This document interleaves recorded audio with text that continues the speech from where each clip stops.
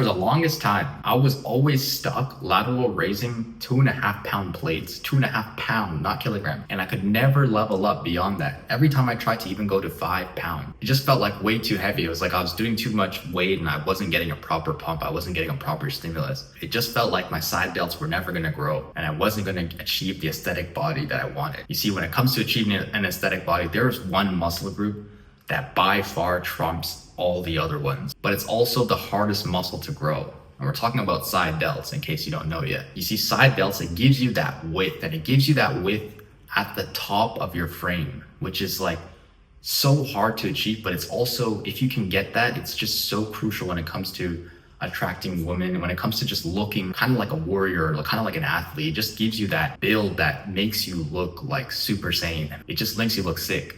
It's like you're wearing shoulder pads, but except you're not. It's just how you're built. Today, I'm going to tell you 3 of the biggest tips that I use in order to actually start seeing progress and growth in this muscle group.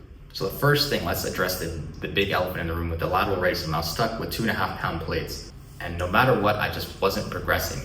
Even when I tried to do 5 pounds, 10 pounds, it was just way too heavy, especially 10 pounds. It was just, I remember it felt like the movement was illegal. Like I couldn't move my arm in that direction with 10 pounds in my hand.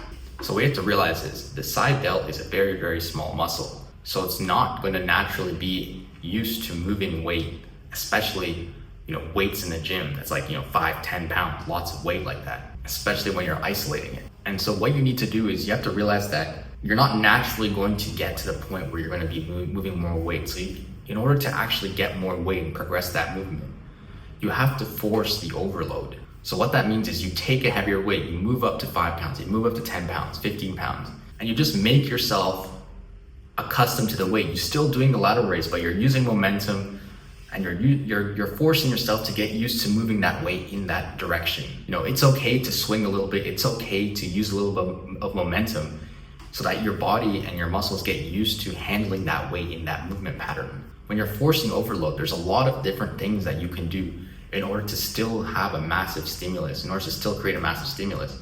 For example, you can swing the weight up and control the negative. That way you're still doing like a full rep's worth of work every time you get the weight up and down. As you get more and more used to the weight, you can start using less and less momentum to get the weight up. Maybe when you first started, you have to really swing, use your legs and get it all the way up. But maybe the second time, the third time, the fifth time, it's like less and less momentum. Here are some other tips that you can use to get yourself used to the weight without doing a full rep. You can use seconds or thirds, where you do fractions of a rep. And so you get used to doing that weight in just a fraction of the movement, and then you do a different fraction of the movement. And then before you know, you can do the whole movement. There's also pause reps or stop and hold, where you just force the weight up and you force yourself to hold that weight there.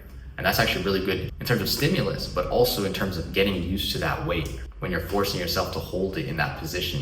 And so you can see how using these strategies, I was able to go from 2.5 pounds on lateral raise, and I was able to slowly increment 5, 10, 15 pound plates until eventually, I'm at the point now where I could do 25. I sometimes even do 35 pounds every once in a while. And so it's just about not setting limits and just finding a way to make it happen. You see how I found a way to figure it out, make it happen. And now, for example, 10, 15 pounds, 20 pounds, it's quite easy. I can lateral raise those, just fine. So next up, we have glute raises. So a lot of you may have realized or may have noticed that, I do lateral raises with plates. Now, first off, a lot of people tell me, oh, this is bad for your shoulders. This is wrong. It's going to injure you.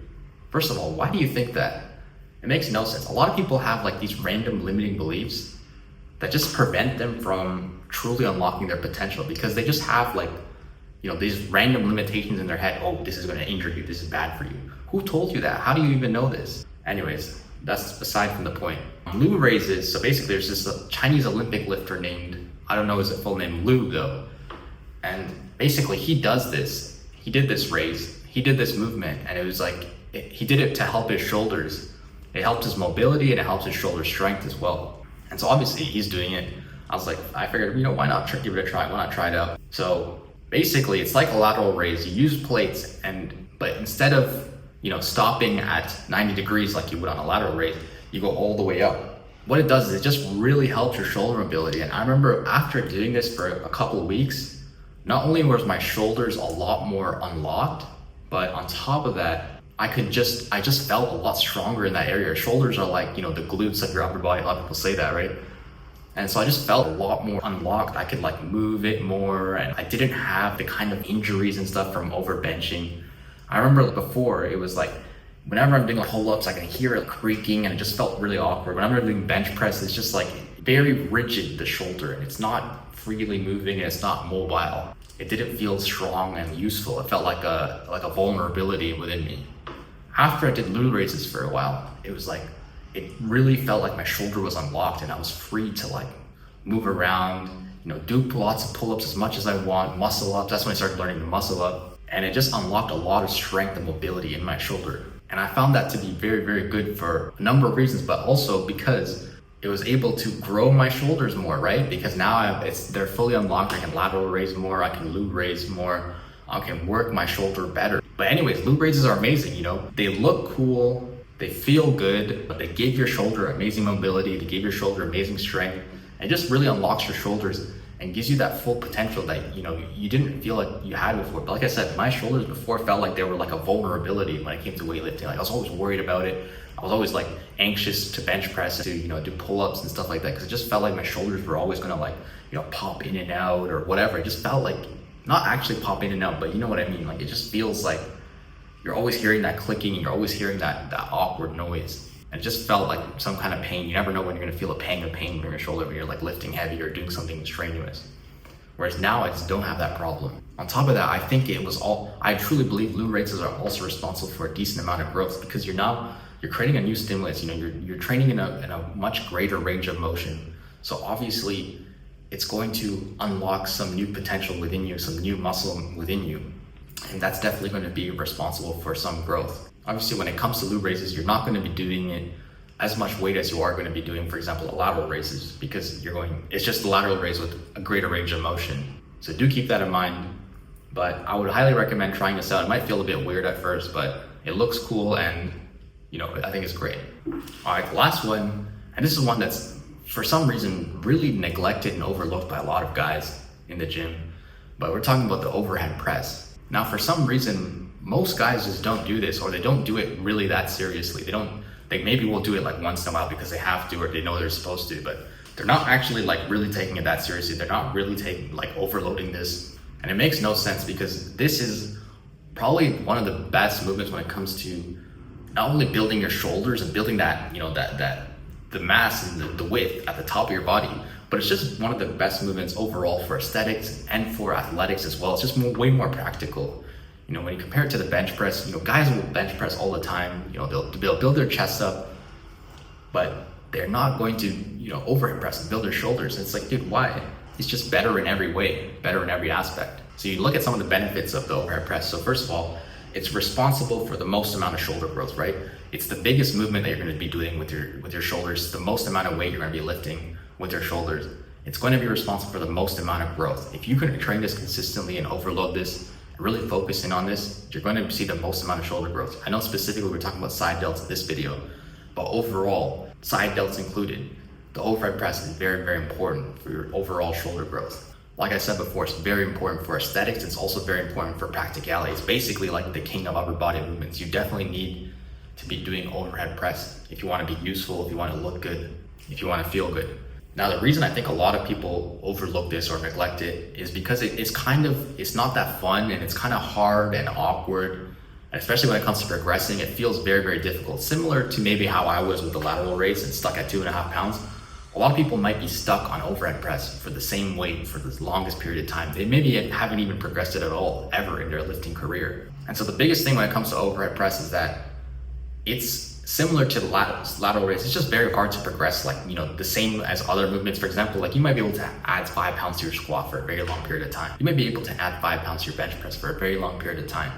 But overhead press, you're gonna have to move into more advanced training and more advanced techniques much sooner, just because it's, again, a smaller muscle, and it's just harder to overload. You're not used to, moving lots and lots of weight with your shoulders.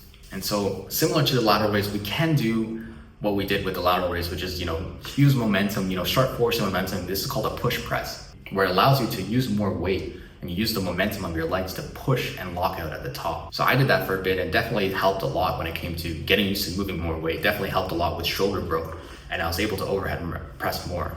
There's also several other kind of intermediate routines and more advanced routines that you can use as well when it comes to leveling up your overhead press. For me, one of the best ones that I liked was the juggernaut method inverted, because it really allowed me to stack a lot of volume while still keeping the quality of the reps really, really high. So it's basically you're doing like 10 sets of 5. So you're keeping this rep quality, keeping the strength work and the movement very strict and very, very clean, keeping that rep quality high, and you're also getting a lot of volume in. And so that was responsible for a huge amount of growth when I was in my bulk, and it was responsible for a lot of strength gains, and I actually still maintain a lot of that strength right now to this day, even though I cut. So it's amazing actually, the bench press maybe falls off a lot once you cut, but it gains a lot when you bulk. The overhead press, if you bulk properly and you maintain it, you keep that strength, because I remember I was struggling to do the weight, I eventually got to the point where I could do 1 plate for like 5 reps, which is not that impressive compared to like other people, but it was still like very impressive for me at the time. Yeah, so anyways, I was able to do 1 plate for 5 reps, which is about 135 pounds for 5 reps. And I can still do that today, and I'm much lighter. So maybe I'll look to actually increase my shoulders and my overhead press. That's actually another big thing that I want to mention. Because you're focusing on such a small muscle group, you don't need to necessarily be in such a huge bulk as you would if you were trying to, increase your bench press or increase your squat. Anyways, guys, so that's it. Those are the 3 main exercises that I wanted to get to when it comes to growing bigger side delts. And I give you some of my best tips on how to increase those lifts, how to increase your lateral raise, how to, increase your overhead press, to do the loop raises, why you should do them, so you can see success and growth in your side delts. Let me know what you think in the comments below. Be sure to check out my free checklist in the description. It's got all of my best muscle building tips. But with that being said, guys, like the video if you did, subscribe if you're not already, and I'll see you in the next one.